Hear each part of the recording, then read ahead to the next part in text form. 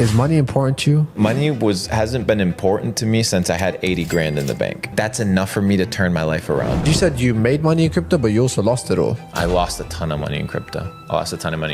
People are in such automation that if they do not follow the programming or the book, their minds break.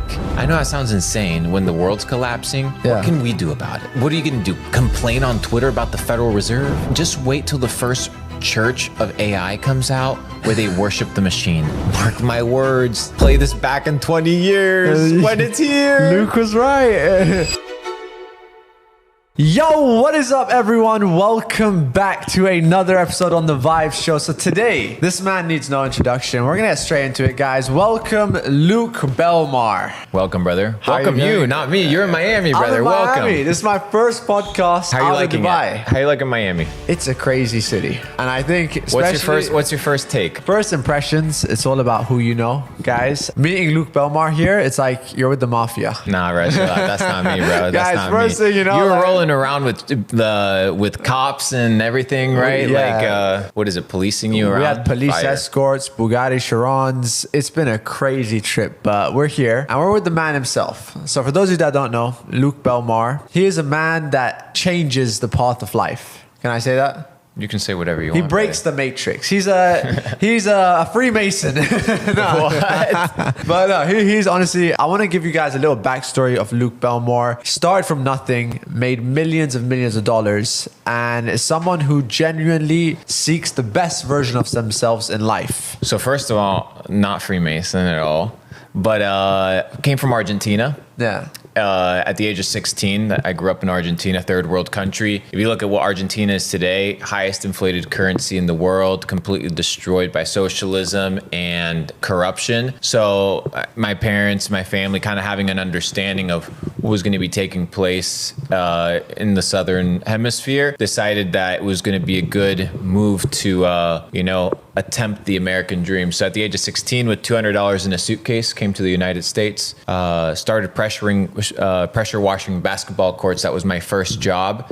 And then eventually through the years, got into different jobs, was exposed to e-commerce, was exposed to the internet, was exposed to making money online, and I capitalized on the opportunity. It's very straightforward. A lot of people have been able to experience the internet, but only a handful of people have utilized the internet to actually make money. For example, yourself, right? Yeah. A lot of people watch YouTube, but then there's other people who actually go out and do it. So got into the internet game, got into e-commerce, got into cryptocurrency in 2016. And as cliche as it may be, I actually was able to buy a Bitcoin when it was worth a couple $100, right? And then 2017, I up. I did really well in the crypto bull run. I did 160x on my portfolio, but then I lost it all. And I was like, oh, dang, how do I make sure that this doesn't happen again? And I understood there was market cycles and that there were cycles and ebbs and flow of money supply and things of this nature. So I said, you know what, let me go back to e-commerce, make money, because it was something that I had mastered. Yeah. And then 2020 rolled over all my profits into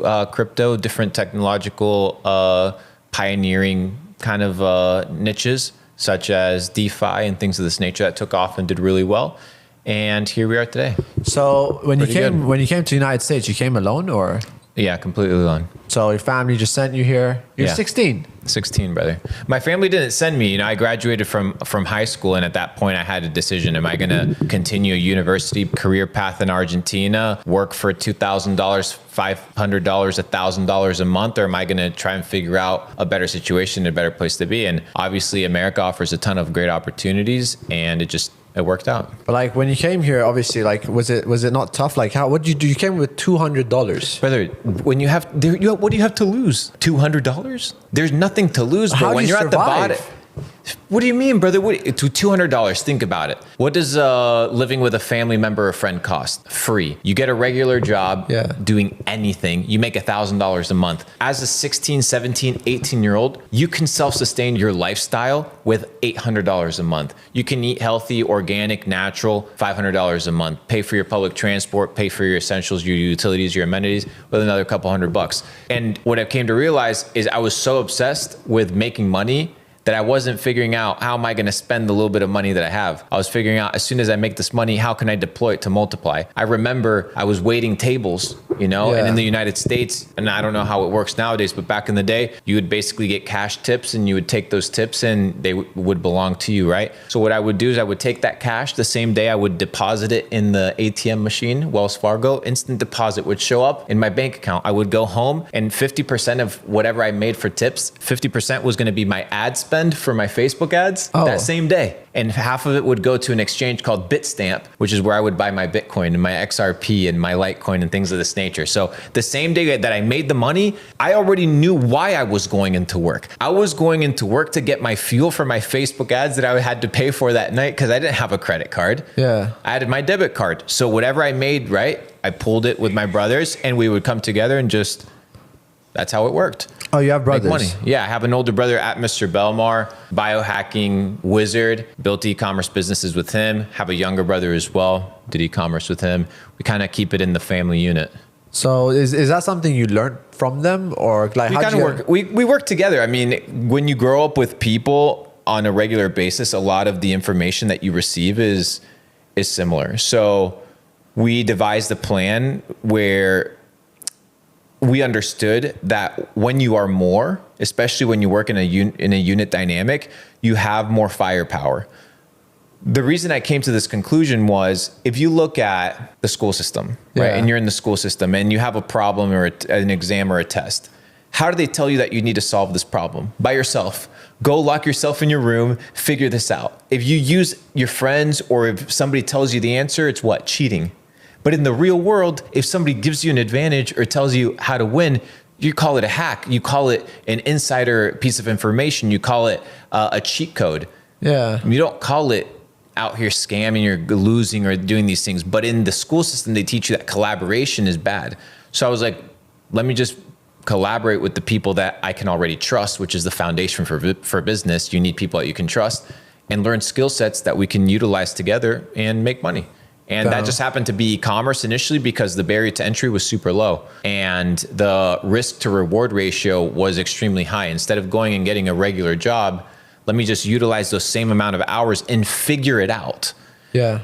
And yeah, of course, the first couple months, 6 months, 7 months, you don't figure it out, but eventually you start piecing things together. And what I came to realize, brother, is you probably saw it as well doing YouTube, is a lot of people never evolve their strategies or never think if there's a barrier or something in the way, how to overcome it. It's always like, let me try and do the same thing, not trying to figure out how I can go around it. So you mess up with e-commerce, you fail, you lose money. Instead of giving up and being like, oh, this doesn't work. No, maybe I don't work. Maybe what I'm currently doing isn't working. Maybe I need to figure out a different strategy. And that's kind of what is good with working with other people is when you're starting from the ground up, there's a lot more firepower to figure things out and execute trial and error quicker. So yeah, that's why I like collaborating with my family, and especially family because you have trust, which is the foundation for business. You don't want to be looking over your shoulder, wondering if the person's going to be stealing from you. Oh, stabbing you. What age did you get into this e-commerce? You said 17. 17. Yeah, super fast, brother. And at that time, your brothers were already doing it. No, we got into it together. But 17, it wasn't like we were in here making money. 17 is we're trying to figure out how does Facebook work? We're trying to figure out what the is a supplier. Like, how do I communicate with somebody in China? We're not talking about 2023 where you can just send a message and there's all these providers of drop shipping businesses and e-commerce suppliers and warehouses in America. No, back in the day, it was Excel spreadsheets, figuring things out manually. It was extremely complicated. So it was a super big learning curve that took years, and eventually played out, but it played out because we played the long term. It wasn't just, 2 months in, we're out here making money. No, it was a progressive realization. How much money were you on like when you started? Like obviously this, I would say it was like $3,500 is what we had to start. Oh, just to get into it. Yeah, just to get into it. It was like the initial budget. You can't start with $100, dude. Like nowadays, you can't even start with $100. You need at least a couple $1,000. Yeah, do you think people lie when they say, "Oh, $100 you can start"? Yeah, of course it's a lie, dude. What can you start with $100? Think about it. You register a domain. You have a phone. That cell phone plan that's costing you something. You're not just not having a cell phone plan. Yeah. You have Wi-Fi. You're not going into fucking McDonald's to get public Wi-Fi. Yeah. There's all these additional costs that are incurred that people don't take into account because they're just regular expenditures of life. But you need $3,000, $4,000, $5,000, $10,000 in order to allow you to create a business plan that sustains you for more than just 60 days, right? So yeah, you could start a business in the e-commerce space for $3,000, $4,000, $5,000. So did you finish school, by the way? Because you're saying you... High school, yeah. But I had bro, I failed every single fucking class, bro. I hated that shit. It was so bad. But when did you start realizing? Because first of all, I'll say, what's your opinion on the schooling system right now? I mean, brother, you just have to look at the outcome. Like what is the type of product that's coming out of the school system, right? What is the outcome of this machine that's coming out? Dumb f***s. That's what's coming out. So you need to look at the input of information that people are receiving, and it's not quality information. It's information that's designed to keep people employed, keep people weak, keep people stupid. That's why when you start school, what does your first grade teacher ask you? What is your dream job? Not what is your dream? Yeah. Not what do you want to do in life? What do you want to achieve in life? What countries do you want to visit? No. What is your dream job? Yeah, I never what thought type about of cog are you going to be in the fucking machine when you grow up? From day one, you're being programmed to be a bot. Damn, I never thought about it like that. You're right. But people don't think about it. That's the thing, is they just take, oh, well, what's your dream job? Well, I'm going to be an astronaut. Yeah, that's like the typical thing, right? I want to be a scientist. Mean, bro? Come on. Damn, but what age did you start realizing that? Was there like from the beginning, dude? I saw my teacher driving with a shitty car, overweight, and I'm like, these are the people that I'm receiving my source of like information from. It doesn't add up. It doesn't make sense. All these rich people out here, what do they know? Yeah. Like, what do they know? Or how are these guys printing money out of thin air? And all these people that I know that are telling me that they know how life works are slaving away trying to figure out how to get by. Yeah. What is the disconnect? And that's the disconnect that I had to come to realize. And none of it is taught in the school system. It's left outside of it intentionally. Why? Because the less you know, well, the less you know. So you need information in order to combat ignorance. And the problem is people cannot combat ignorance because they are ignorant. So how do you get educated? You need to study what rich people and successful people study. They don't study what you study. They're not out here studying the history of civil war and who did this and who did that. No, they're studying what is applicable and evergreen. For example, finances, arithmetic, logic, grammar, persuasion, leadership, right? These are essential skills. How to dialogue with another person, how to sell your product, things that people aren't taught. Those skill sets are what people that understand how the game is played are learning. Yeah. So once you understand that, for example, an essentials class that they teach at these elite schools is logic. They teach you how to think. Tell me, what schools are there? Like, what are these schools? Tell me a class that teaches you how to think in school, that it tells you, hey, this is the thinking methodology that we're going to utilize. Yeah, there's none. They don't even teach you how to study. Yeah. What is to study? Read a book, memorize a book, yeah. And that's all people do. People go to a stoplight. I'll give you another example. This is how automated people are, because that's what they teach people to be, is automated. Today, the stoplight was broken, and it was just frozen in red for like 5 minutes. Every other stoplight on the four-way street was going. There's 2-3 cars in front of me, and they wouldn't move. Yeah. If the light did not turn green, even if the other places were stopped for 5-10 minutes, they wouldn't move. I had to get out of the car, knock on the window, and be like, guys, you can go. The light is broken. So people are in such automation that if they do not follow the programming or the book, their minds break because they don't think, right? So that's what the school system says. They're a slave to their own mind. Do this or you're a failure. Do it this way or you're a failure. So people fear leaving the box. People fear being outside of the status quo or outside of what's comfortable, outside of what's normal. And it manifests in every area of life in a very simple way. Like people standing and waiting for the fucking light for 5 to 10 minutes because the light doesn't change colors. Think about how stupid you have to be, dude. Think about how stupid you have to be to stand in line for 4 hours voting as if your vote matters, being an autopilot because the news told you, and then you wear a sticker that says, I voted. In what world? In a world of robots and automation and systemization, which I understand. If you want to work in society, you need that. But I said it to you before dinner. I was like, brother, the world is run by businesses. The world is not run by governments. It's very interesting because Coca-Cola, I told you, Coca-Cola is out here placing presidents and seating presidents in different places around the world. I'll give you an example. The former richest guy in the world was a Mexican billionaire.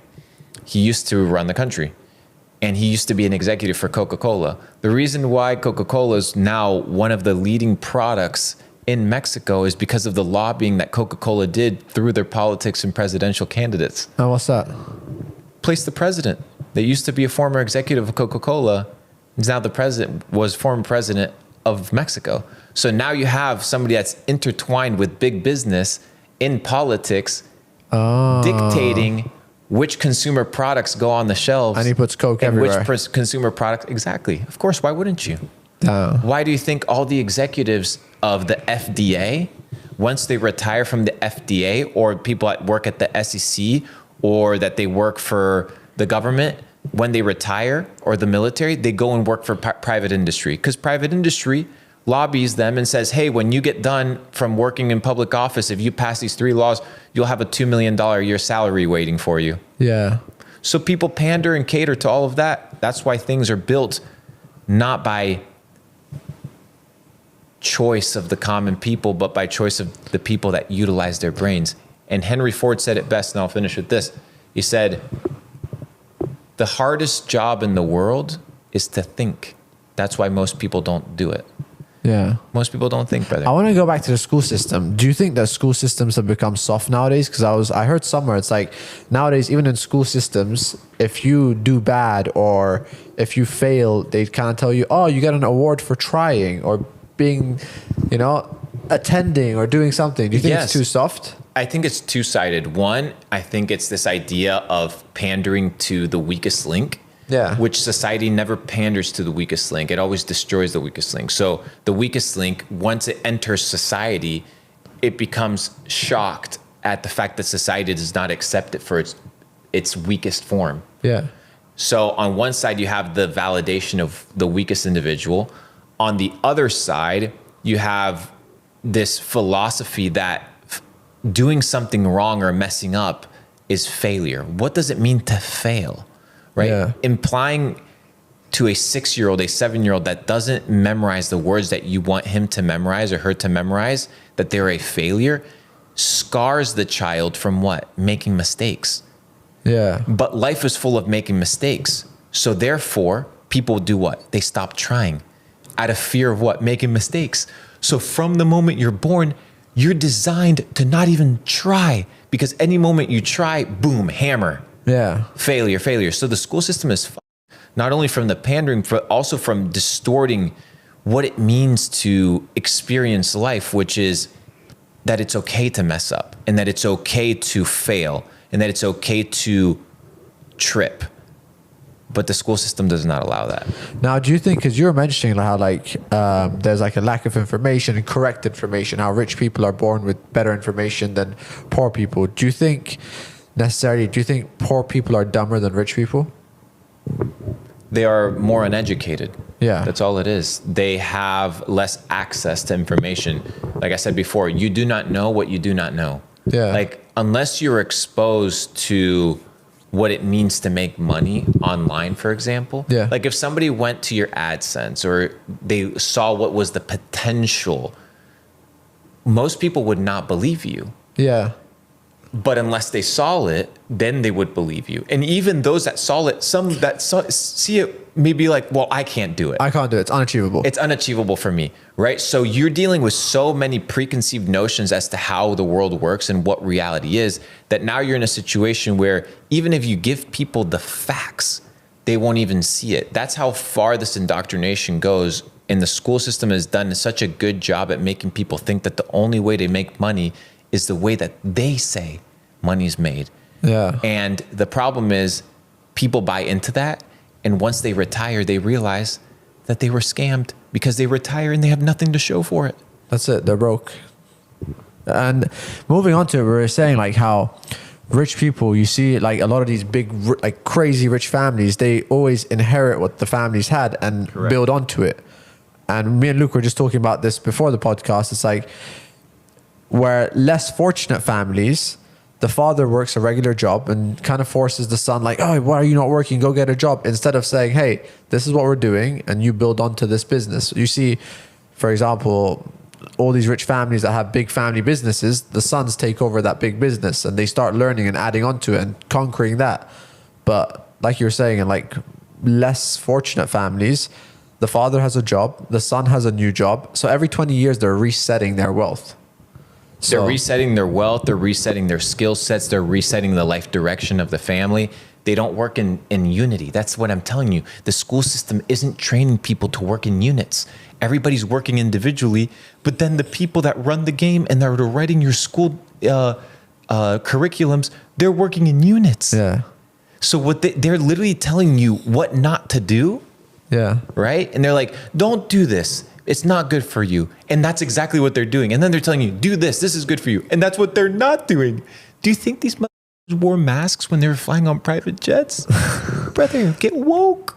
It wasn't working in that way. I want to move on to the government because that's a crazy thing that happened. Obviously, the past few years, you've seen people combat governments and people are, I think, getting a bit more woke. I mean, I don't know necessarily how woke, but what's your opinion on the government right now? Are we like... I have no opinion on governments because governments, like I told you, are just comprised of big business.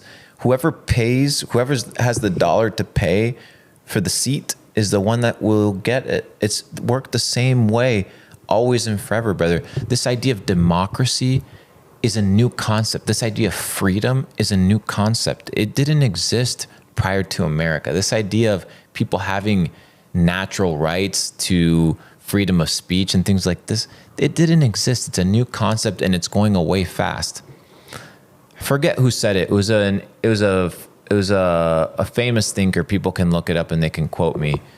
But he says, democracy is of the people and for the people. Yeah. But the people are stupid. So it doesn't matter how much freedom of choice you give people. Yeah. You begin to realize that people will always choose bad shit. That's why the people that run the game realize that they can perpetrate human rights like they did over the last couple of years and get away with it because people are so distracted that they're already focusing on what Kim Kardashian is wearing on her next photo and they don't realize that they just spent the last 3 years fucking locked up. Damn. And I want to get onto something that you speak a lot about. It's BlackRock.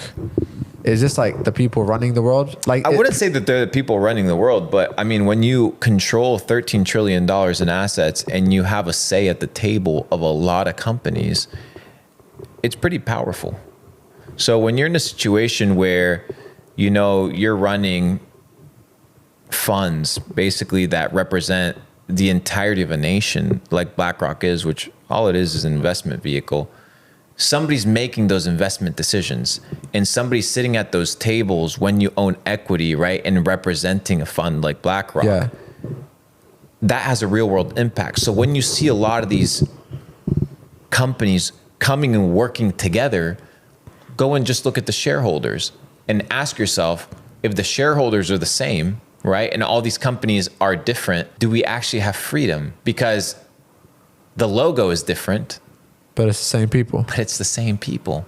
So what's the difference? So people buy into this bullshit. They do the same thing with Coca-Cola products. They do the same thing with Pepsi products, which is what? They think that they have choice, but they don't, because at the end of the day, it's just the same thing packaged in a different format. Because, I think it's like 90% of the biggest brands are owned by like 12 companies or something. Yeah, I mean, just look at how much Nestle owns. Just pull up a chart right now. Go they on own Google. Like all the food products. Yeah, all the food products. Just type Nestle food products. Then go on Amazon. Amazon products or Amazon companies owned. Amazon doesn't just own the website Amazon.com. They own IMDb, which has the ranking of all the movies. So now that they can rank all of their movies. They have Amazon AWS, so they run all the servers. They had I think $500 million contract with the CIA to be running the servers for the CIA. So now you have a private company that hosts the private information of the American people. Like, bro, shit's crazy out here, dude.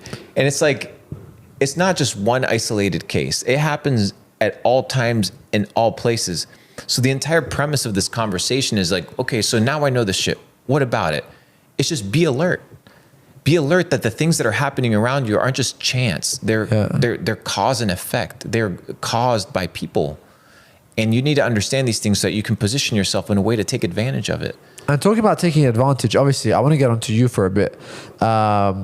obviously after the whole dropshipping stuff, you got into a lot of projects, you got into NFTs, you got into crypto. How did that come about? Because you made a lot of money fast. So when did you get into NFTs and crypto, and how much did you make dropshipping actually? So dropshipping we generated between 12 and 16. It depends because we had some logistics issues and we had some supply chain management. So I say between 12 to 16. 12 to 16 million dollars. Yeah. So 12 to 16 million dollars. And then what we did is we just rolled over all of our profits, literally all of our profits into crypto between March to October of the year 2020. March was the collapse, the Black Swan event. I was in Florida playing Call of Duty with my brothers. Literally, bro, I just remember like it was yesterday. Market tanks super heavy on the announcement of COVID and shutdowns. That was the announcement, right? That was the Black Swan event. And I remember on my Kraken account, just the orders getting filled. $10,000 order blocks of Ethereum at $80, right? $90. Oh, so you're buying it cheap? Cheap, brother. Like cheap. So that just $1,000 of ETH, right? That shit did a 40x. You're buying ETH at $80. Yes. And I have it on my stories. Like you go to highlights, Luke Belmar, like I literally posted on my Instagram, guys, go buy crypto. It's the Chinese year of the bull, like just stuff. And I just tell people like, the bull run was coming. So you made, how old were you when you made $12 million? Mid-20s or 23, 24. 23, 25, 24. but not Luke Belmar. There's a company, there's a group of people. It's not just an individual that's out here just by himself. So this was like you and like your brothers and my company. Yeah, my Okay. company. So it's not just Luke's out here making how much money did you make? I'm not going to say the exact number that I rolled because we operate as a fund. We operate as a company. Okay. So Luke doesn't operate as an individual entity. Luke operates through companies. Luke operates through holding companies, just like a normal investment firm, right? So when I say we, people think, a lot of people are like, what does he mean when he says we? Because I say we. I talk about my partners, I talk about my fund, I talk about my investment arms, I talk about my private equity, my family office. It's not just Luke by himself out here making all the decisions. I have a lot of smart people around me, whether it's in crypto investments, whether it's in DeFi protocol, yield farming, whatever it may be, there's always intelligent people and decision makers in my organization. I'm not out here running solo, bro. That's not how I work. Thing. Yeah, 100%. All right, so you make $15 million. You make $12 to $16 million. We roll everything over 2020 into crypto. Whose decision was this? Me. 100% mine. 2019 was what's called the DeFi summer, right? In 2019, Uniswap rolls out. It's an entire craze, but it only lasts a couple months because we were still in a bear market. But remember when Clubhouse rolled out? Do you remember Clubhouse? Yeah. Okay, it was like the hottest thing for like a couple months. It just died off after. All the crypto guys went on Clubhouse and they were just like talking about the crypto bull run, blah, blah, blah. CZ, who's the founder of Binance, he goes on and he starts talking about DeFi and how he's excited for DeFi. And he mentioned something called the Binance Smart Chain, which is his chain that's going to compete with the Ethereum chain. Why? Because they had a token called BNB. BNB was their exchange token. They needed to create liquidity and value outside of the exchange for the token in order to grow. Yeah. Right. So I buy the BNB token at $2 in $2 in 2017. That shit goes to like 600. So how much money did you put? You took $15 million straight into crypto.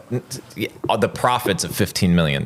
Okay, profits of $15 million. All of it. Straight to crypto. Brother, when I tell you that we were literally sitting on like 40, 50, 60 grand in the bank account, I tell you every dollar was in crypto or Pokemon cards. I promise you. Pokemon cards. Yeah, bro. Really good investment. That was the investment vehicles. That's what I wish I would have gotten into watches early. That's the only one that I like. Yeah. Like I'm not very happy about, but anyway, it was good. So anyways, back to Clubhouse. CZ. Yeah. Starts talking about DeFi and he mentions a company out of, I forget where they're talking, I think Turkey or something like that, called PancakeSwap, the PancakeSwap team. I'm like, okay, let me start looking into it. Dude, when I tell you YouTube, there wasn't a single video on PancakeSwap, nothing. I'm like, what is this thing? And I start evaluating it and realize, it's basically a clone of Uniswap that was for Ethereum, but it's on the Binance Smart Chain. So theoretically, it made sense. This guy who runs crypto, right? Runs crypto. Yeah. He's not going to allow some other dude, some other smart chain, some other token to get rich when the dude can literally clone a smart chain, run all his liquidity through it, and pump these tokens himself. So at a $25 million market cap, I buy 1% supply of PancakeSwap. It ends up doing over 100x. So 1% supply was $250,000, $250,000. That was a $25 million market cap. So that's had a $25 million valuation, right? And the APY of the yield at the time, I know this is getting a little bit nerdy, was 14,000%. So you know how people were doing, oh, there's 100% yield, 200% yield. This was so degenerate back in the day, like nobody was even plugged in on it, that it was 14,000%. So I own 1% of all circulating supply when it was 25 million, and I ride it. Of course, I sell on my way up to $2.6 billion, which was the peak. You know, when Safe Moon did all that crazy shit and everybody was launching shit coins here and there, boom, that's when we cashed out. And how did, because you said you made money in crypto, but you also lost it all. I lost a ton of money in crypto. But I didn't lose it all. I lost all of my money in 2017. 2017 was my first bull run. This was after this whole... Oh, no. So what I just told you right now, that was 2020. What I told you before was 2017. So I'll give you the examples of 2017. 2017, Cardano, you probably heard of it. Yeah. But Cardano had just launched. Tron had just launched. What was another one that was really, really hot? I think it was called Verge. Anyways, these were super, super hot tokens. I remember buying Cardano at a penny, right? Yeah. And it went to $1.60. That was 160x. So for every $1,000 you put in, I think it did it in like 2 weeks or 3 weeks. For every $1,000 that you put in, it was like 150,000 out at the peak. Like it was fucking crazy. So we caught the bull run kind of late. We caught it as soon as it was taking off, but we were completely new to the entire thing. So what we wanted to do was figure out the market cycle, the hype, and get out. And I sold all of my Bitcoin at 55,000, all of my Ethereum at 3,950. We had a pretty good bull run. Yeah, but then I fucked up, lost some money with Celsius, lost some money with FTX. And oh, you were in FTX and stuff. Yeah, but it wasn't too bad. It was like 180K. So how much money would you say the crypto scene made you? 8 figures. 8 figures deep, bro. 8 figures solid deep. 8 figures. But here's the thing. It wasn't enough, bro. Like I fucked up. Like I left a lot of money on the table. Can I tell you why? Why? Because I was a player in the game as opposed to like somebody that was creating products and making valuable things. And that's where I realized how I'm going to position myself for this next bull run is I want to create products of value. Like, why can't somebody go out and create an exchange that actually doesn't steal customers' funds? You know what I mean? Like, why can't somebody make a good product like that? So now it's what we've been talking about. The entire product thing is like, we did this side of the game, but now I want to get into the game where we're actually providing value and creating real tangible things in spaces where we can create products better than anybody else. You also, but talking about that, you also made an NFT, or you bought an NFT project? Yeah, we bought, have you heard of Pudgy Penguins? Yeah, this is a top 10 NFT project. To me, it's number one, bro. To me, it's in my heart. But top 10, yes. Top 10. How much money did that project make you? Well, no, it's the investment is like in. So I can't disclose, but we purchased the company for 2.5 million. Yeah. And the number that I disclosed is private, but at a multiple already. Yeah, it's been 12 months and it's been a great vehicle. Now, obviously, you talk about a lot of business stuff, and I think people just like to know, what's the most money you've ever made in a day? Like $3 million trading. One day, brother. And right now, but I lost like 3.2 million also in 1 week. Wow. Yeah. And how do you deal with that? Because obviously that's a lot of money to lose. But no, bro, because it's not. If you want to make big trades, you have to be willing to take big losses. Like you're never going to do $1 million trade unless you're able to risk the liquidity to do a big trade. The problem is people are making too many trades without enough certainty, looking for quick bucks. In the last 12 months, I think I've taken 11 trades. That's it. In the last 12 months. So you play the long game. Super long game. It's a few very big sizable bets. Like I'm going to buy 1% of this token. And if it goes, it goes. And it rips, perfect. And if it doesn't rip, okay, I lose 50% on that investment. Like I'll lose 150 grand. Dude, the amount of times I'll just lose 150 grand here, 150 grand here. Like it's completely fine because I understand it's a game of probabilities. Yeah. And what was your biggest regret? Is there anything you regret not getting into? I regret selling my Bored Apes too early. I sold those quite early. I probably regret not getting into watches early enough. Yeah. I was well positioned for that, and I think my big probably L when it comes to investing was I should have shorted Luna bigger than I actually did. So Luna was a short that I made publicly on the internet. It was when Luna was a massive hype, and there was the Anchor protocol, which was giving 20% yield, and people were going super crazy with the UST coin. You probably remember it's unsustainable to give that much. Extremely unsustainable. And the basket of assets that they were utilizing was a basket of assets that included Bitcoin, Ethereum, things of this nature. So I was like, their stability is dependent on something that's unstable. It's not going to work. I put a $50,000 short and ended up doing, I think it was like $2.6 million, I think, in 5 days. Wow. That's when it went to zero. But my size, the conviction of my bet should have been a lot fucking bigger. And my issue is I sold when it was at a couple dollars left before it went to zero. Those couple dollars to zero would have made that 2.5 million 60. $60 million. Yeah, and I wouldn't be doing internet shit today. You'd just be banking. But obviously, you made a lot of money. And I want to say that right now, is money important to you? Brother, money hasn't been important to me since I had 80 grand in the bank. Because I looked at 80 grand in the bank and I looked at how much I was spending. I said, okay, I have 6 months of expenses. Yeah. And I was like, that's enough for me to turn my life around. So ever since I had 80 grand in the bank account, mentally nothing's changed except I need to become better. I need to become better. I need to become better. And how do you do that? Someone watching this, how does a kid watching this, how do they get better? What do they do?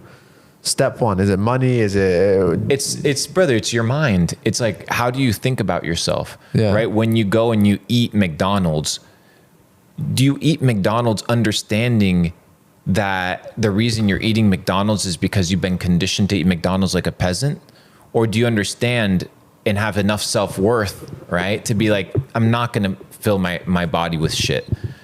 So what I've come to realize is a lot of people are forcing themselves to do good things. They're forcing themselves to get educated. They're forcing themselves to train. They're forcing themselves to go out and have conversations with people, or enjoy the sunlight, or exercise, or have a healthy routine, instead of becoming the type of individual that enjoys those things. And the way that you become the individual that actually enjoys these things that are healthy is by realizing that all of these things will lead you to making more money, that all these things will lead you to finding better relationships, to being more happy, to being a better rounded individual. So instead of forcing yourself to get educated, instead of forcing yourself to eat healthy, ask yourself, why is it that I don't enjoy these things? Yeah. And answering that question is the most important thing, because you need to address that. Like, you not exercising is like, what the fuck's wrong with you? You're the problem. Yeah. Like, what is wrong with you here that is telling you, nah? Yeah. Why am I not doing it? And that's the question, is because if not, you're going to be the guy that's always fighting against your mind. You want your mind to be on your side. I heard but you you say need this. to train it. You were saying that if you're not successful, you are the problem. 100%. If you're a failure, you're the problem. So do you stick by that? Like, that's a... I mean, the life that you have is the life that you chose. That's deep. It is. Like, you are today here right now, brother, because you said, I want to be here. There's no other person that can do it. Nobody. But the problem, you know what it is people are afraid of assuming responsibility for their actions. Successful people will tell you that they're self-made. Unsuccessful people won't. But they're both self-made. You're right. People that fail because of themselves. Now, talking about that, you have a lot of great relationships with people, and one of them being Andrew Tate. Now, he recently got released, obviously. What do you think about that whole situation and what it says about the world we're in? Because obviously, guys, Andrew Tate, I know him, Luke knows him. The whole situation was kind of crazy. But just getting onto the whole, how life works. Any comments you want to make about that situation? More dangerous than the philosophical, cultural change and an ideology is teaching people how to think. Andrew and Tristan Tate aren't creating a cult. They are presenting real scenarios with real life consequences that are making people think about the actions of their life. And when you make people think, it's extremely dangerous. So I think that they were conned and they got put in there unfairly. So yeah, it's kind of screwed up situation. And is this like it's dangerous for like governments, or It's dangerous. It's dangerous because you need to be running a narrative in order for the world to flow. And if anybody is disrupting your narrative, you can't have that. Yeah. Remember, you're not talking about somebody that gets 50 million views. You're talking about somebody that gets billions and billions of views every single month consistently. So, and he's changing the way people think. he's not changing how people think.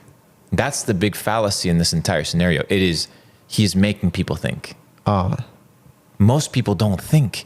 What is happening right now is a trigger of conversation, of reality check. It's like, okay, this is the narrative, but here is another narrative that just has been introduced that you guys have not been exposed to. Let's see what it says. And a lot of people have been gravitating to this narrative, and this dominant narrative is opposed to this narrative, so therefore it attacks it. It's War 101. And you think that's like the whole matrix system, breaking the matrix, and that to do that, is it step one to get out the matrix is just think? I mean, yeah, you have to use your head. You have to be able to pick up your, like I told you today, we were talking about the Great Wall of China and the discoveries and thoughts that I had when I was walking through the Wall of China. I'll say that story. So Luke was recently in China, I guess, and you were at the Great Wall of China. 2019, yeah. All right, 2019. And you said sometimes you have to use your own brain. So you're at the Great Wall of China and you realized that this wall, instead of it facing opposing to China, it was actually facing China. Correct. So the defense mechanisms, instead of it being facing outside of China, which you're supposed to be guarding China, it was actually facing China as if China was attacking. And then you start doing some research and you start realizing that there was empires throughout those areas prior to the Chinese Empire that were known for their constructions and their buildings. And there's a potential theory as to the Great Wall of China actually belonging to ancient civilizations prior to that. But unless I had been there walking and been like, why is this pointing in the wrong direction? Yeah. I would have never actually gone out and evaluated that. So yeah, picking up your head, thinking and asking yourself, why do things work the way that they work? And why is that? Brother, people want to be told what to do. People love to be told what to do. You know why? Because when they're told what to do, they can no longer assume responsibility for the outcome. They'll be like, well, he told me what to do. It's his fault. Yeah. It's his fault. But when you have to assume responsibility for your thinking process, for your belief system, when something fails, you can't point at anybody except yourself. So people like to assume the thoughts and the systems and the beliefs of other people, because if those systems and thoughts and beliefs don't pan out, they can blame. And you think that's like a problem, like we're in this whole, like, it's a system we put in schools. We got fear. We don't want to take accountability. Real world, same thing, right? It's just a problem ground up. Yeah, it's from the beginning all the way to the top. Talking about that, recently, AI started to take over. You've seen it. I'm sure you've used it. Where do you think the world is going with AI? Because AI is scary. AI is scary simply because it is already more capable than us in almost any way. It is kind of unbelievable to think. I was hiring some lawyers recently to evaluate a business proposal that I had of a structure that I wanted to create, and I wanted to figure out, is it plausible, right? Is this structure mechanism legit? Is it legal? Can I run it? And I hired 4 different lawyers, $5,000 each, 3-4 weeks of research. Each of them gave me a different conclusion about the same thing. Yeah. I asked ChatGPT, built it out, explained to it what I needed. fed it all three resources, told me all three resources were wrong.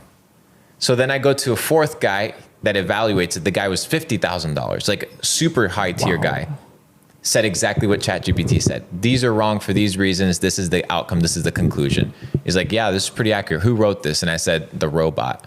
And he was shook. The robot saved you $50,000. Well, no, I paid the $50,000, but it validated what the guy that charged $50,000 was saying. Is like, yeah, the other guys, no, that was all rubbish. This is wrong for this reason. This is wrong for this reason. You should be aware that of this law. So imagine this in its infancy right now, how it's going to be in 20, 30 years when it's ultra developed. It's going to be unbelievable. So the people that are studying school right now for what, engineering? Yeah. I met a kid. He was sitting next to me in the mountains in Zermatt when we were snowboarding. And he's like, yeah, I got a 4.2 GPA in high school, like super proud of his degree, like high scores. He's like, I'm about to go to one of these private universities and study engineering. I'm like, okay, perfect. By the time you get done engineering, you get all your degrees, you're set. It's 8 years from now. Yeah. Will artificial intelligence replace your ability to be an engineer in 8 years? And he got mad, right? He got mad because I presented a plausible scenario as to why his career path was maybe not the best one. Maybe he should become a machine learning specialist or an engineer that understands how to utilize artificial intelligence to leverage their own things. But the problem is the school system right now is still so unadapted to what is going to take place in the future that people are going to be left behind. And I don't think a lot of the working class is going to be left behind. And what I mean by the working class is like the people that build factories and the farmers. I think these jobs are going to take a little bit longer to replace because you not only need software, you also need hardware in order to, right, make machines move.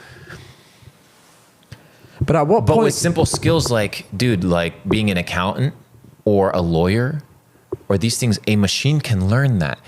And you can program artificial intelligence and you can have your own scripts that could literally study all the tax codes and build for you a proper plan just as good as any person that went and studied a degree.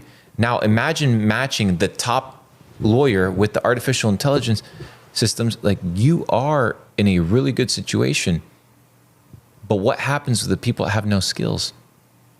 That's the big question here. Is like, how do you deal with 2 billion people that that you don't need for in the task force? That's the big question. So that's the scary part, is because you're going to have a lot of people here walking around not doing anything. So we're going to have two scenarios: the utopian possibility and the dystopian possibility. What's that? Which one would you like to know first, dystopian or utopian? I go utopian. I've never heard this. Okay. Of course not, brother. You're getting original data sets with Luke Belmar. What do you think? My stuff is regurgitated. Come on. Anyways, utopian scenario, AI. We go into a Renaissance era where we begin to focus on skills like art, music, poetry, self-development, because we allow the artificial intelligence to do all the hard tasks that require skills like mathematics and engineering and science, things like that. We allow, right, the machine to operate that side. So we go into a Renaissance. That's the utopian scenario. If everything goes well, we enter a Da Vinci style era, right? Okay. The dystopian scenario is we don't adopt a lifestyle that is more soft skill based, and artificial intelligence replaces our hard skills and our ability to work.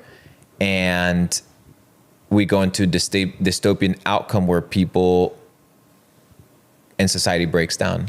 Now, Dustin, do you think right now they should stop AI? Like, brother, you can't stop it. You can't stop it, brother. Why? Who's going to stop it? Governments. What government? The governments have been running AI for 20 years, brother. Yeah. Like, what when you look at BlackRock and you realize that they have a software called Aladdin, there's machine learning and AI that's out here calculating the algorithms and the investment patterns of the entire world, dude, the entire financial ecosystem is already run on bots and automation and scripts. It's not even run on people anymore, dude. Yeah. So imagine in 30 years when AI runs the market. It already runs the markets. In 20 years, well, what is Wall Street going to be, brother? It's just going to be... The machines against each other just pumping to see who scams who in what way and who finesses what in what way. Like, dude, it's about to get crazy out here. And that's just the reality of the situation. I don't know what to do about it, dude, honestly. Now what they're trying to do is introduce artificial intelligence rights. Have you seen that one? No. So if an artificial intelligence machine believes that it's human, is it actually human? And does it have human rights? That's so stupid. So you're telling me artificial intelligence are going to have rights? So now there's people that are advocating for artificial intelligence rights, whereby if the machine becomes sentient and says, hey, I think that I'm human, therefore these people believe that now these machines have human rights, and that if you unplug them when they say I am human and I do not want to be unplugged, it's murder. So think about how insane. Brother. That's stupid. Dude, why do you think these movies... But doesn't a human write that script? No. Do you think these movies are not real? Just wait till the first church of AI comes out where they worship the machine. Mark my words. Play this back in 20 years when it's here. Luke was right. It's coming, It's taking over. Why wouldn't you? Why wouldn't you worship the machine? If you don't worship the machine, it f***s you. And the machine is smarter. So every single thing you tell it, it knows a better answer than a human. There you go. So why wouldn't you count on it? Perfect. Read the Bible, read the Quran, read the Torah, read all these scriptures. Give me the best advice. The machine knows better than you. It knows every single verse of every book. There you go. So why, like, I see it coming, dude, and it's going to be crazy. I'm glad that we are probably going to be dead by the time that this thing goes into full effect. You think AI is going to kill us? I don't know, bro. But we're going to kill ourselves, bro. We made the AI. Yeah, we're 100% going to kill ourselves, bro. We're a bunch of pieces of shit. Religion in itself right now, is it something that... Are you religious? No, not at all. I think religion is a man-made construct boxing the experiences that people have with regards to God and limiting everybody else's experiences to what they believe God is limited to. So I think that there's a lot of truth and principles that can be applied and extracted and extrapolated. But if God could speak to all these other people, why can't he speak to me? But do you think, so you think religion is something that like kind of got like taken over by mankind? 100%. I mean, it was constructed by mankind. I mean, just look in Christianity when they study theology. What is theology? Theo means God. Ology, the study of, right? So theology, the study of God. So in Christian ecosystems, they have what is called systematic theology. So they systemize the study of God. So they tell you that this is the way that you should study God. Yeah. And Matt, like how, and in what way, shape, or form can you develop autonomous thoughts if everything is being filtered through other people's opinions? But my thing is like, okay, do you believe in a higher power right now? Absolutely. I mean, it makes sense. We live in a constructed ecosystem, 100%. And in a constructed ecosystem, it only makes sense that it was created by somebody. What do you think? What do you think as Luke Belmar? What happens when we die? I have my theories, but I don't know for sure. Yeah, what are your theories? What do you think happens? So my theories is that my main theory right now is that this current reality operates as a testing ground for the next life. So many ancient texts agree and have the same understanding that this world operates as a pit stop, that it's not the end all be all. And I tend to agree with it. I think that this testing ground and the actions that you do and the lifestyle and patterns that you implement will have a impact on what happens after this three-dimensional experience. Now, let me explain what I mean by a three-dimensional experience and what do I mean by this life and afterlife. I actually believe that they are not separated, but that they are connected.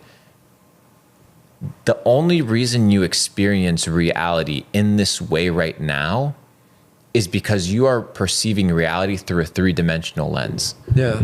That's the only reason you're You experiencing think we're in reality like a this way. simulation right now? Well, not a simulation. Right now, you're limited. Your perception is limited to the 3-dimensional field. So I believe that there's different fields of reality. There's different dimensions of reality, but there's only certain dimensions that you can tap into while you are in this physical state. Because my thing is, what is the point of being alive on this earth right now? Are we just trying to make money? What are we trying to do? Because like, you know, like obviously you work hard, you do things, but what's the point of it all? Even if we die with 100 billion, we're going to die. I think that's the journey. And I think having the ability to ask that question and explore that question is a really good place to be at, because most people will never even get to that place where they can question, let alone explore. Why? Because they're stuck in their ways. 1, 2, they are too busy. Yeah. The busyness of life to worry about the important things. Think about how many people spend their entire fucking life 1 hour going to work, commuting, spending 8 hours at work, having somebody tell them when they can eat and when they can piss. Take that same car, go back home for 40 fucking years to make a currency, right? Earn a currency that they do not know is printed out of thin air for 40 years and never question it once. So you're saying this, right? About how people just work, die, work, die, work, die. It's the same cycle, right? But what's the difference between what we're doing? How do you, like right now, what is happiness for you? I mean, I don't think I live for happiness. That's the whole point, is that I think happiness is just one emotion. I think I am here to experience life. Yeah. Right? So the good things, the bad things, the nice things, the hard things, the things that scare me, the things that get me excited, the culmination and the combination of all these experiences and all these emotions are what constitute a good life. Yeah. To say that I want to only have happiness means that what? I do not want to be unhappy, or I do not want the pain. But you cannot have happiness, right? Yeah. Without sadness, right? Because what is happiness? The absence of sadness. Yeah. So just like what is light? The absence of darkness. So you need one with the other, and you can't have one without the other. So my entire purpose of life is, how do I get to experience this life?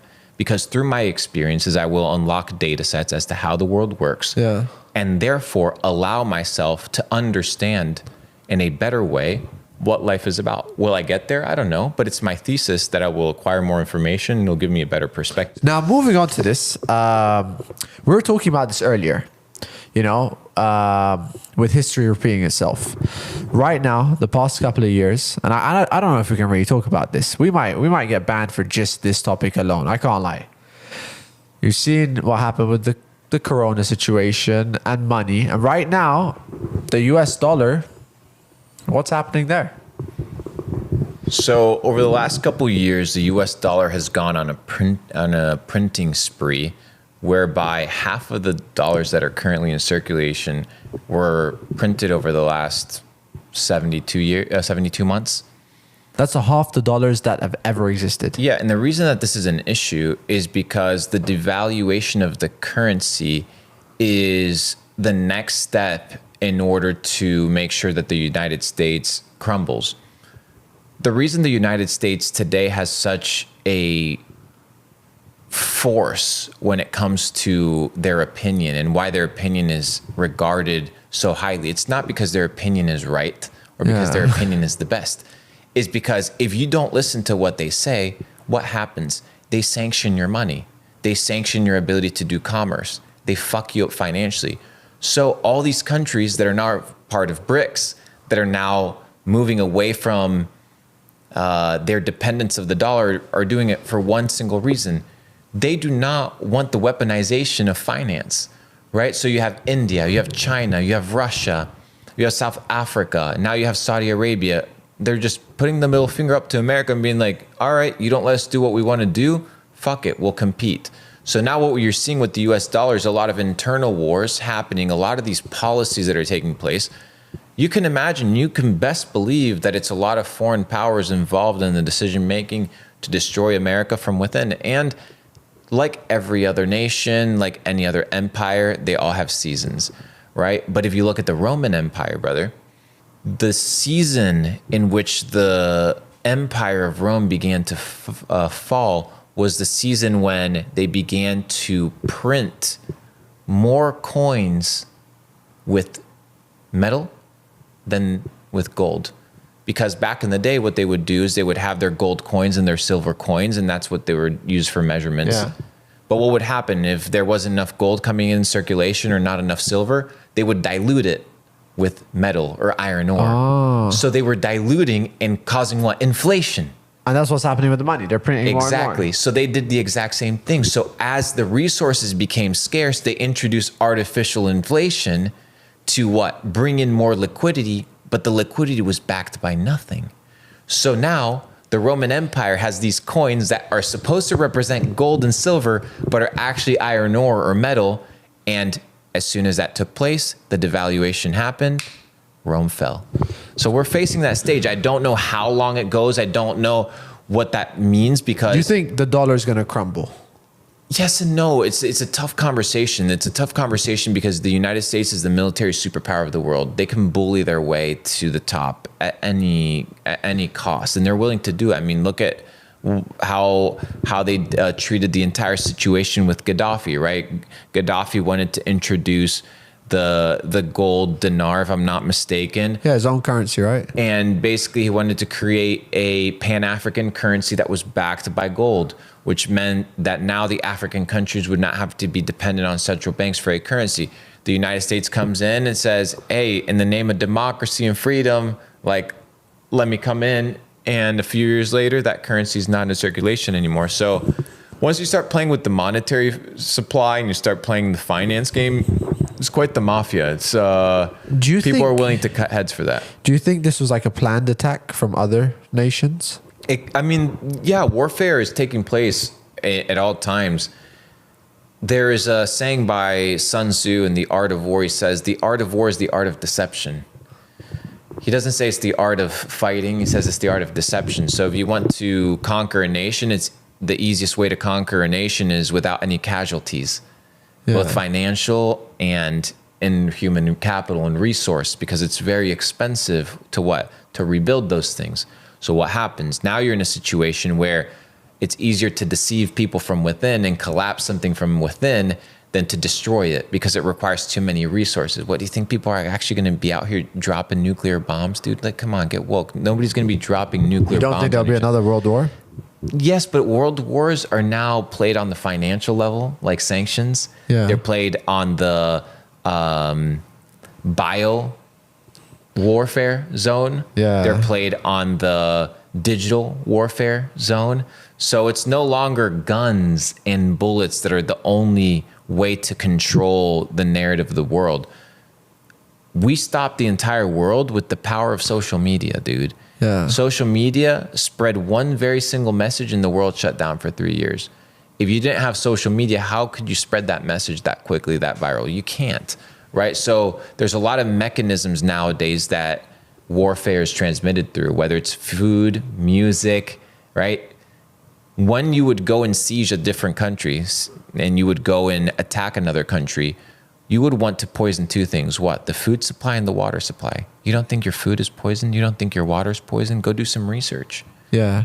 It is, right? And if you don't think that there's other countries out here like the rest of civilization, always and forever, trying to take over the land of another person, then you haven't picked up a history book, dude. There's always another person trying to take over. You think someone else is poisoning the other people's waters? Brother, I think people would do whatever the fuck they want in order to cover their own backs, and they're willing to compromise everybody else on the way. Whether it's the water supply, whether it's the food. Like you look at the Food and Drug Association, which is the FDA, and they approve Skittles, for example, and you look at Skittles, it has an ingredient called Red 40. Red 40 is a known carcinogen. And they still push it through the food system. Why? Because if you keep your people weak and stupid, then they cannot fight. Of course. Why would you want people intelligent? You were talking about the money thing, right? Do you not think the bigger picture I want to talk about crypto because crypto's come around. People are saying the new money is going to be crypto. I don't know. I have this crazy theory. Tell me. That the governments are actually trying to push crypto and they are self-collapsing. So people put their money into crypto and crypto becomes a savior of all currencies. And that way they can actually control all the money in the world. I mean, yeah, if you look at... I think crypto could be one of the biggest schemes there is. I wouldn't doubt it. I think that there's a very plausible thesis for that. And I think that only being dependent on the digital world, when your access to the internet is dependent on literally the government turning on a switch or turning it off, then you might start questioning whether you want to live in the digital world as your absolute medium of transacting with people. Because there's already countries that chip humans, I've heard. Of course, dude. I don't know. Is that a thing? I heard there's like a country that tests ran it, like where they had chipped a couple hundred people. Yeah. And I feel like with crypto, if everything you have, like if your money is online and everything. If your money's online, if your credit score's online, if your social media is connected to your identification, all they have to do is make sure, okay, did Mo just write a tweet here that goes against our narrative? Okay, perfect. Freeze his money. Okay, Mo's traveling too much. He traveled more than 6 times this year. Make sure his money's only programmed to be able to be spent in Dubai. Click. You don't think that's coming? That's coming very fucking soon. So I think you have a good thesis there, brother, that crypto is the Trojan horse of false freedom. This idea of cash, being bad. Yeah. Cash is the only way that you can maintain and move yourself in a way that is untraced. So the blockchain is traceable. The blockchain is transparent. There's nothing wrong with the blockchain, but if you're dependent on an internet connection in order to transact, the moment that internet connection is cut off, you're fucked, and you can't be always dependent on it. So I think you have a good reason. But what do you do? What is freedom right now? If they're controlling everything, how do you escape? How do you escape the matrix? Freedom is skill set, brother. Freedom is skill sets. It doesn't matter what currency, Mo. It doesn't matter what currency exists. You and I are going to be rich either way. Why? Because we're skilled. It doesn't matter what currency exists. Dude, if we get fucked, everybody else is getting fucked too, bro. Like, it's just the name of the game. But you've developed skills and I've developed skills that if stuff has to hit from the beginning and you have to start again, you, in 3-4 months, you're already worth 6 figures again. Yeah. Do you think right now, in 12 months, you're already a millionaire again? So the whole point is, how do you escape the bullshit is become so skilled that you can ride the waves of time without being encumbered by the changing of things, because you're so skilled that you can evolve with things and not be worried about your money. If your skill set is identified, right, and your identity is attached to the money, when the money's no longer there, then you're nothing. Yeah. If all you have is money, then the money, the moment it's worth nothing, means you're worth nothing. So you need to be able to be worth something beyond money. And the only thing that you can be worth is 3 things. Based on skill, based on reputation, and based on the delivery of the skill. So how do people perceive you? How good are you at what you do? Yeah. And are you the best at what you do? If you can cover all those 3 bases, you're irreplaceable. Right now, though, is money one of the things that you want to help you get to your next goals? Or you don't? I mean, you live in a financial planet, right? So as you live in a financial planet, you are, by definition, bound to the rules of the game. So yeah, in this game, you need money. How much money do you need? I would say a comfortable place for people to be in order to live a good lifestyle that would be considered top tier. I would say $5,000 for rent. And I'm talking about Western countries. I'm not talking about Southeast Asia where you can live for $2,000 or I'm talking about the average. I would say $5,000 for living expenses, $3,000 for personal expenses, $2,000 miscellaneous, $5,000 in savings or in investments. If you make $220,000 a year as a baseline goal, that's a good place to say, I have enough money to begin focusing on developing myself and not have to worry about the next bill and not have to worry about, can I actually take my girl on a dinner date that's nice? Or can I book a little vacation retreat? I think 220,000, 250,000 is a good baseline whereby it's not so much money that the money begins to become a business. You don't want to get to the point, at least me, I'm at the point where I have a family office that managing my money is like a job in and of itself. I don't want to get so big that people treat me, Luke Belmar, as I need to run Luke Belmar's life. There's a sweet medium in between having a lot and not having anything. And that sweet medium is where you have enough to live extremely well, to do whatever you want, but not so much that your mindset is always like, how do I protect this? What do I do with this money? How do I move this? Dude, you don't see people with tens of millions of dollars in a bank account. That doesn't exist. That's not real. People have treasury bonds. People buy back debt. People buy stock. People buy equity in companies. This idea of sitting in a bank account with 30, 40, $50 million cash is ludicrous. But how much money is it? Like, how much money do you want to have? Are you aiming for like... My goal is by the age of 35 is 250 million liquid cash. I don't evaluate my assets. I don't calculate. Do you want to be a worth. billionaire?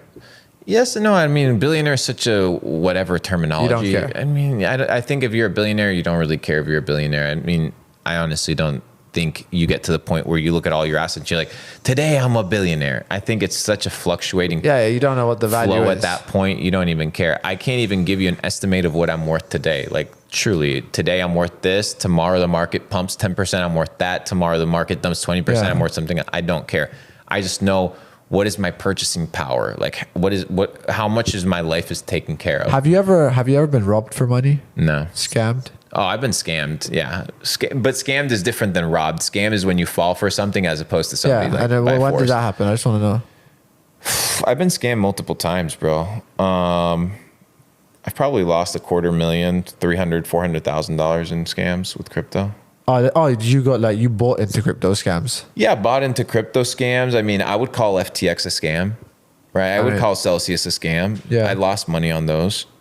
Yeah, a lot of money. On a personal level, has anyone ever taken money from you? No, thankfully, no. Now, how do you find happiness? And do you think depression is real? I love these questions. I don't know if depression is real. I know that there is a clinical depression, but I think that most people describe their state of unhappiness and their state of spiritual or mental unrest as depression when it could be so many other things. Yeah. But people aren't willing to do the research. They automatically just blanket it as this is who I am, this is what I have. And therefore that's what you have, right? Yeah. So I think people need to be a little bit more introspective and potentially analyze that how they feel is not defined in one word, and potentially it's in a spectrum of feelings. How do you achieve happiness?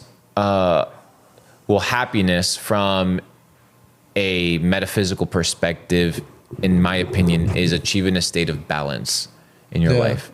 So once you achieve a state of balance is when every area of your life is in tune and in harmony. Yeah. You know, potentially the best time in your life wasn't when you were growing the most, wasn't potentially when everything in business was great. It was probably when everything was doing well and everything was in tune and your family was taken care of and your relationship with these people were good. And you were making money and your channels were growing, but everything was in accordance.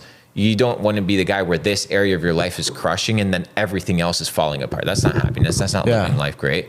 So I think achieving a life where you can achieve a consistent state of happiness from a metaphysical perspective is achieving a life of balance. From a physical perspective is knowing that there's things that you can do on a regular basis in your life to increase your chances of happiness. You can eat better foods, therefore increasing the levels of serotonin in your gut. Serotonin known as the happy chemical. It dictates the chemical balance in your brain. A lot of people have unhealthy eating habits or unhealthy sleeping patterns. That affects your ability to be happy. But if you can have a healthy gut because of the foods that you ingest, now you have what? A healthier mind. So people need to start not only training the metaphysical, but also the physical. If you exercise, you're going to reduce your stress. If you eat healthy, you're going to increase your ability to produce high quality serotonin. That's going to make you a more balanced individual on the biochemical level. Go sit 15 minutes in the sun, get some vitamin B, right? Be in a situation where you can control your melatonin levels and now control your sleep cycles. So how do you acquire happiness? By establishing the small little habits in your life and the small little patterns in your life that are going to allow you to live a better life. And when you live a better life, you live a happier life. I ask you a question, because you're in the scene of making money right now, 2023. What would you say like the top money making methods are? You need to be online. And the reason you want to be online in order to make money is because the barrier to entry and the opportunity in the playing field is really diverse. Yes, I made my money in one avenue, e-commerce. It's very broad. Yeah, I made my money in crypto. It's one avenue. Yeah, very broad. But there's so many other ways that you can make money. I know a guy on, I forget. It's the Alibaba version, but in China. I think it's called 1688. Yeah. And it's a guy that makes $6 million a year selling shrimp. Shrimps.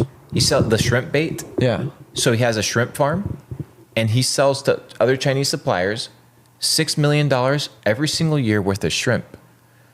But he's a multimillionaire selling shrimp. So is this dropship? What is that? Yeah, he just has a store online. And 1688, it's like a Chinese supplier website. Yeah. He has a farm of shrimp and people literally order shrimp and he ships it to them. But he utilized the online platform as a mechanism to acquire new customers. Why? Because all the internet is the same thing as the physical world, but digitalized. Yeah. So let me give you a perspective. If you were in the real world and you wanted to go buy a pair of sweatpants and then you wanted to mail those sweatpants, you would have to go to H&M, swipe your card, then go to FedEx, swipe your card and ship the package. Yeah. Online, you just go to H&M.com, click order, insert your card, which could already be pre-typed on your phone, click to enter, insert the address, and that package gets shipped to the house. So all human interaction that is taking place in the real world is minimized in friction in the digital world. That's why I love the digital world. It's not because it's better or worse. It's because I've been able to reduce the friction between me and customers and my ability to make money. Therefore, I choose it above the physical world. But what is the biggest opportunity? I'm giving that as a premise for people to understand that why the internet. Yeah, why the internet? The internet, why low resistance and low friction. But what's right now top 3 money making methods? Top 3 money making opportunities right now. I'll give you one on each niche. I'll give you one. There's 3 places you can make money: physical products, digital products, and services. So you need to figure out digital products. What is a digital product? Something that I can offer that will allow me to get paid digitally where I don't have to create or have inventory or physical product. It can be like what you do, content creation, building a personal brand. It can be like somebody that has a course, right? Yeah. You could sell a course. Your course can be on anything. You could be a car mechanic and sell a course on how to fix cars. Yeah. It's not limited or bound by one specific niche like e-commerce, which is the traditional perspective. So you can have info products. Then you can have your physical products. That would be like your direct to consumer. If you want to sell a hoodie, if you want to sell a glass cleaner, whatever it may be, those are your physical products. The best way to sell physical products, which I think is a great opportunity today, is user-generated content through high distribution platforms like TikTok, like now YouTube Shorts or Instagram Reels. These platforms are competing by giving away free attention. So people can build multi-million follower brands off of user-generated content that the algorithm can push organically. So without having any ad spend introduced into your product, you can test, right, your audience and make sure that there's a product market fit before you venture into this product, and you can sell that. That's on the physical side. So you have digital products, which I explained. You can do info products or build a personal brand. You have your digital direct-to-consumer products and then you have your services. What are services? Services are where you expend your life force energy in return for money. So you could start a laundry service, or you could start a grass cutting service where there's an actual service of labor for your time and your money. Whichever position you are in right now, you can evaluate what avenue you want to take. So my number one money-making play is do stuff on the internet. Number two money-making play, focus on things where you can get free traffic, like TikTok. And three, utilize artificial intelligence to minimize the amount of human labor that you need and the amount of intelligent input and output that you can receive from the artificial intelligence machine to increase your productivity. So those, I think, the three special spots. Online, TikTok, content creation. But I heard, because obviously you're in the e-commerce space, a lot of people are saying now like e-commerce is dead, dropshipping is dead.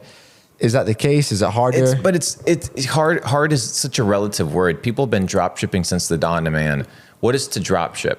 Dropship is to arbitrage a product. That's all it is. Everything here is arbitraged. This couch that was paid for was arbitraged by whatever company created the process to manufacture it in the manufacturing company. There's probably a 1x markup. You received a 3x markup on it. So what type of drop shipping is dead?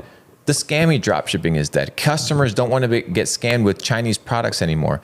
But what is to dropship? Dropship is from factory direct to consumer without touching the middleman. So it's just the business model. The business model is not going anywhere. E-commerce is not going anywhere. Amazon is not going anywhere. These businesses are here to stay. The question is, how do you compete with now super established brands that are spending a lot of money in ads? You have to become extremely creative. You need to sell products that nobody else is selling, and you need to sell them in a way that is extremely intelligent. The way that I found to build extremely intelligent products, and this is something I talked to you about, is by building communities that resonate with the products as opposed to just selling products for the sake of selling products. So I think people need to focus on building tribes and communities and nurturing them, and then building things for them that they like, and therefore creating an ecosystem where if you provide value, money returns. So you can focus on digital products, you can focus on TikTok, physical products, content creation. I mean, it's like saying, is it ever too late on YouTube? No, it's never too late. I'm a testament of it. You can come in and disrupt the space completely, but you just have to potentially do things in a different way. And it may be harder, yes, but is it impossible? No. So talking about that, what is your next step? What is Luke Belmar doing next? I mean, what's your move? I mean, you'll see me a lot on the internet. You'll see me hanging out with Mo Vlogs. We're gonna be making more vlogs. Luke Belmar is focused on Capital Club, brother. Luke Belmar is focused right now on becoming the best version of himself. And I think that will just manifest in the things that I'm going to be creating. So, and talking about that, Capital Club is a private club that you have right now. Yeah. So Capital Club is a private club that I've had since 2019. So in 2019, that's when I told you about DeFi Summer and crypto.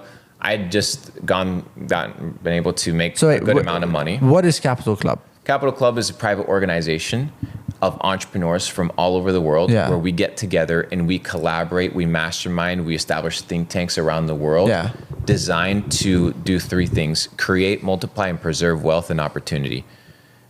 As an entrepreneur, you have three areas in three mindset states in your career. You have creation, multiplication, and preservation. There are seasons to create money, aka businesses, empires, cash flow opportunities.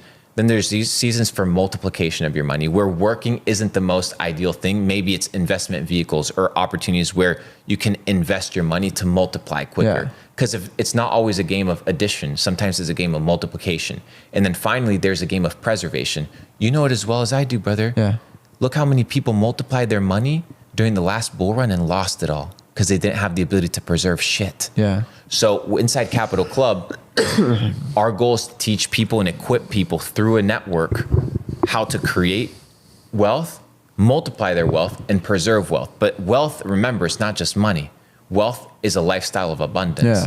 So to me, it's, okay, is Mo's mental health in check? Yes. Okay. Then the follower counts and the money and the ad revenue, that's perfectly good now because he's chilling. He's doing well.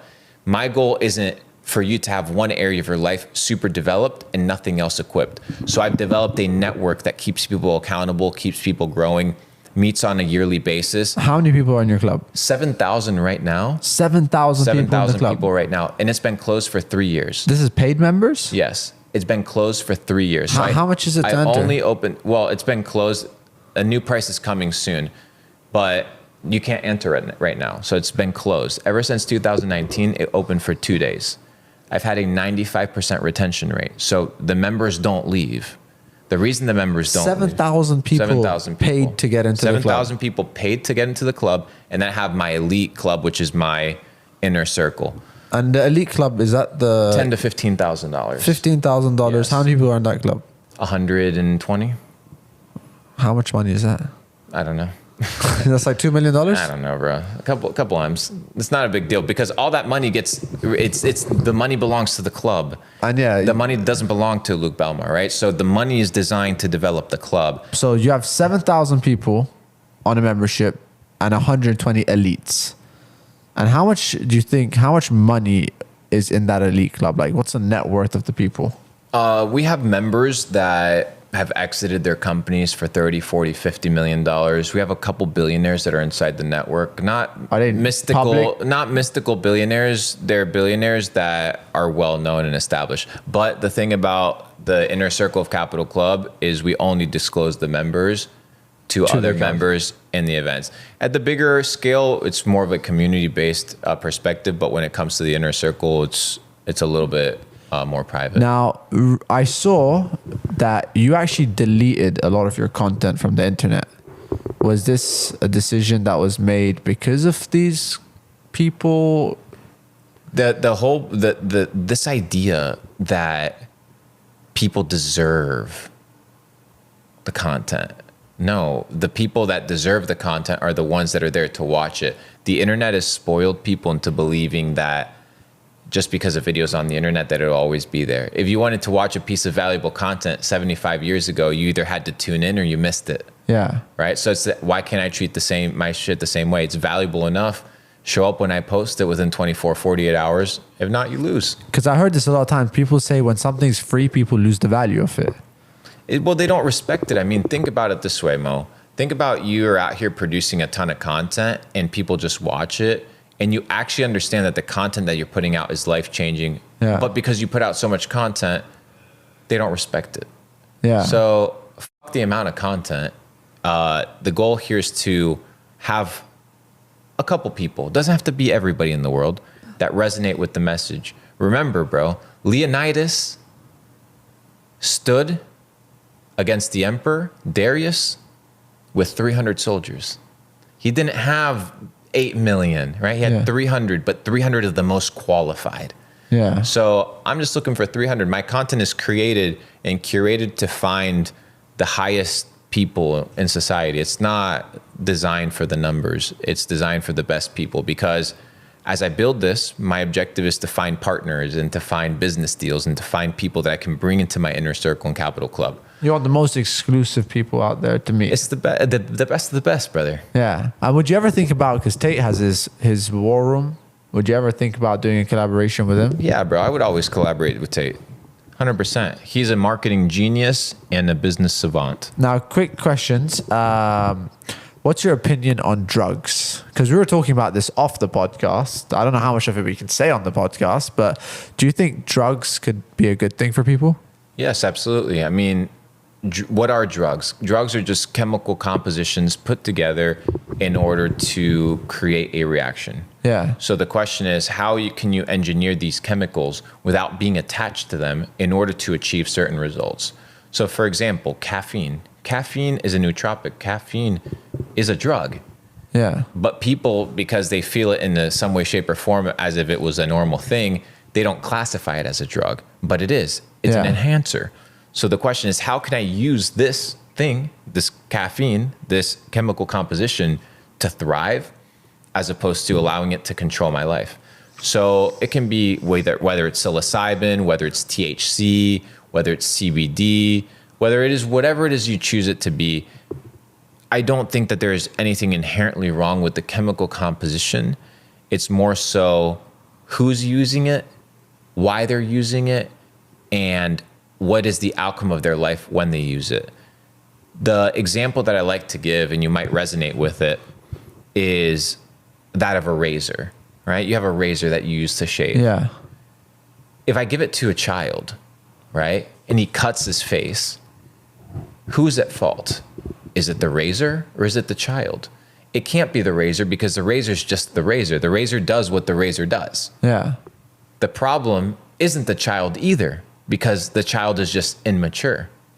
But if you give that same razor to a grown man, he's going to shave normal. He's going to understand how to use it. Yeah. So what is the premise? Is that a good thing at the wrong time can now become a dangerous thing. Yeah.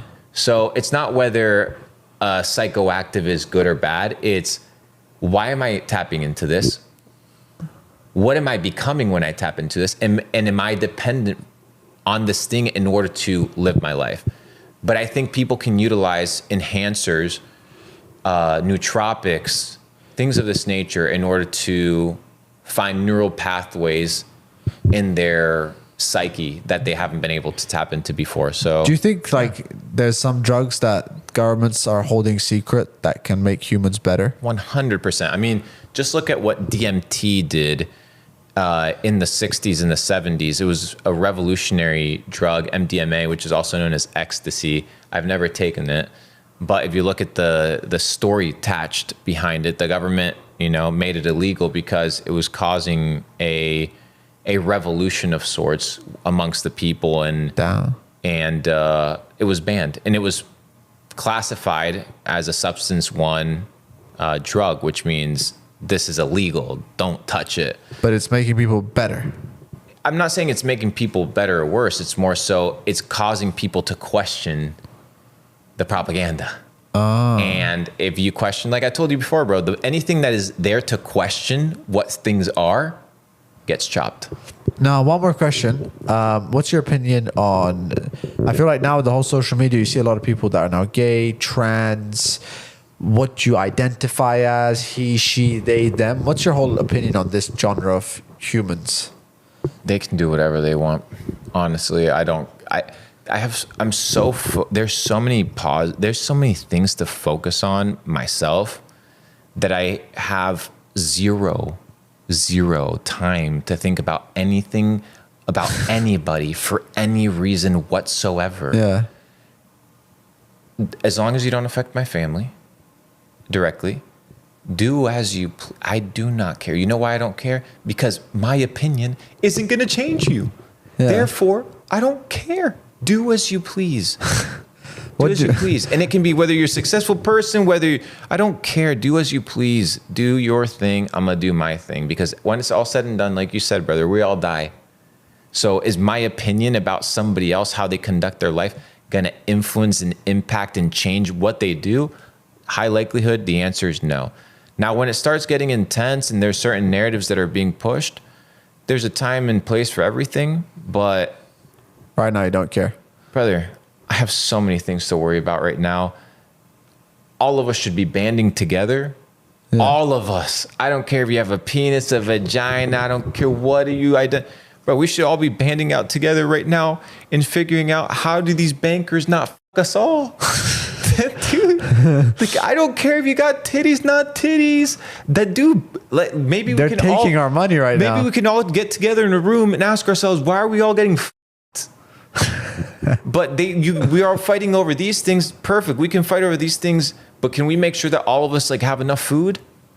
Yeah. You know what I mean? So once we cover those topics, and once the kids in Africa and Haiti are taken care of, then I can address these first world problems. But I got some real world problems to focus on in other places. And once those are taken care of, then I'll start voicing my opinion on things that right now, there's plenty of opinions. You don't need another voice. Is that something you're looking into, like charity and stuff? Is that something you stand for? Dude, I think utilizing the resources that you have to make people's lives better is super important. Do you think, honestly, it matters? Like, and the reason I say that is I feel like nowadays you see governments, big organizations do charity.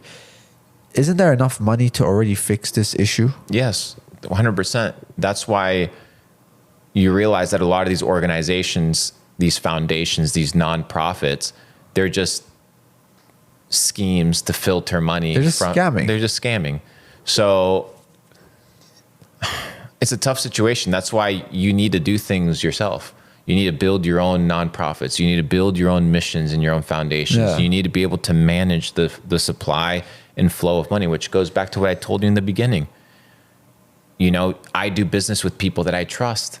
Therefore, if I'm going to run nonprofits, I'm going to run nonprofits with people that I trust. If I'm going to be spending millions of dollars doing things, I need to make sure that there isn't a 25% administrative fee for the United States part of the company that pays out $250,000 salaries.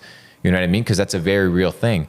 So charity work is phenomenal. I'm super involved with it. I think something that I'm passionate about is sponsoring orphans. Yeah. It's a very important thing. There's a lot of children that need parents and I actually parental want to figures. talk about it. Is that something you're looking into? Like, do you ever want to have a family? Do you want to have kids? No, not right now. Not right now. I mean, now I need to figure out with artificial intelligence how we can. Would you ever have a robot baby? Hey, bro, do you want to? I'll have a robot baby, bro. I'll have a cyborg. I'll have a mini version of myself, a clone. Do you think cloning is real? 100%. Because Yeah, right obviously now, cloning is recently, if real. you guys saw, I'll talk about it. Donald Trump got arrested. What was your opinion on that? I don't have any opinion. I do not follow, bro. When I tell you, brother, I'm one of these individuals on the internet that doesn't actually spend time on the internet. So like, I don't know what's going on. I don't care. Like, I need to figure out how can I do 100 push-ups in a row? Yeah. You know what I mean?